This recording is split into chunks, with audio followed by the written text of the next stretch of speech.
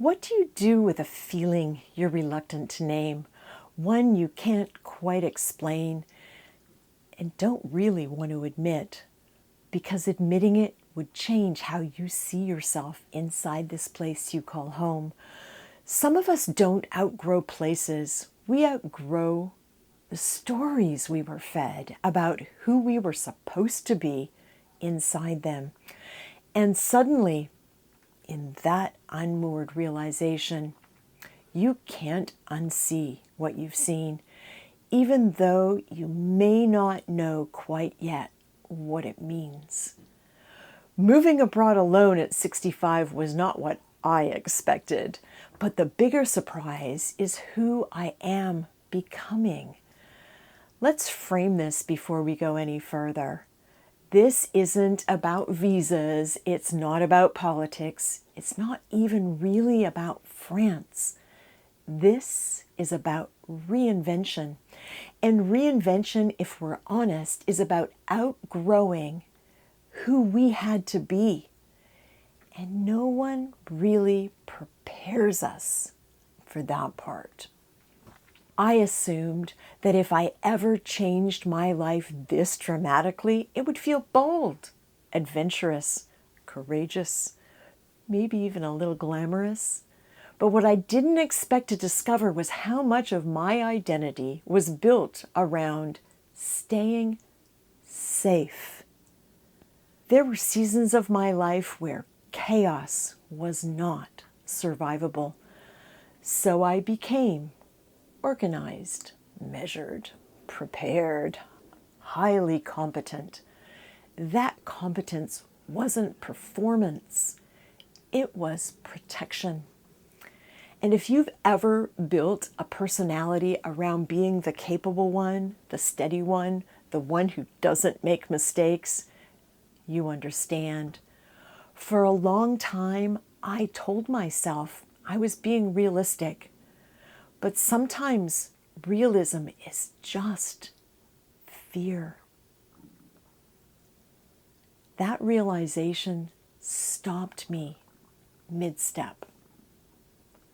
And then there were those years that I was the glue, the one who showed up, the one who absorbed the tension, the one who anticipated everyone else's needs before they were spoken.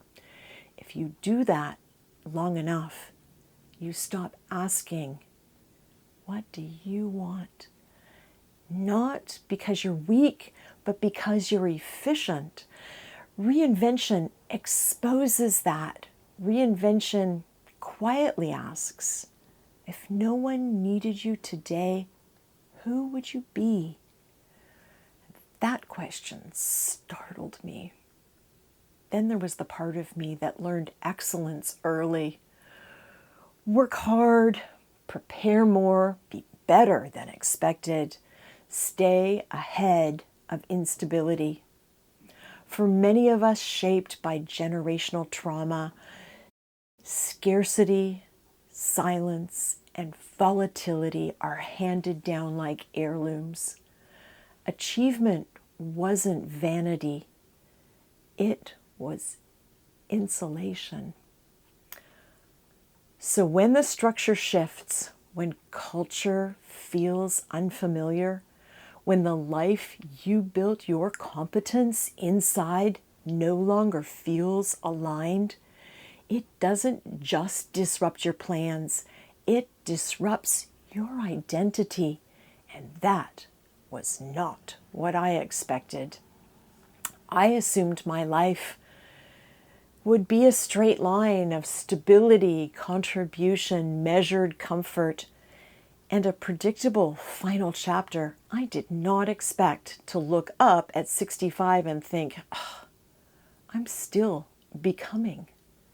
And with that realization comes an even more unexpected feeling. Grief. Grief for the years spent surviving, grief for those identities that worked so hard, grief for imagined outcomes that quietly dissolved, grief because the time horizon now is shorter. But on the flip side of that grief, there's also a strange gift. As the end zone is coming closer, clarity sharpens. We stop tolerating that misalignment. We become less willing to do any kind of performative belonging. We become more precise about defining what actually fits.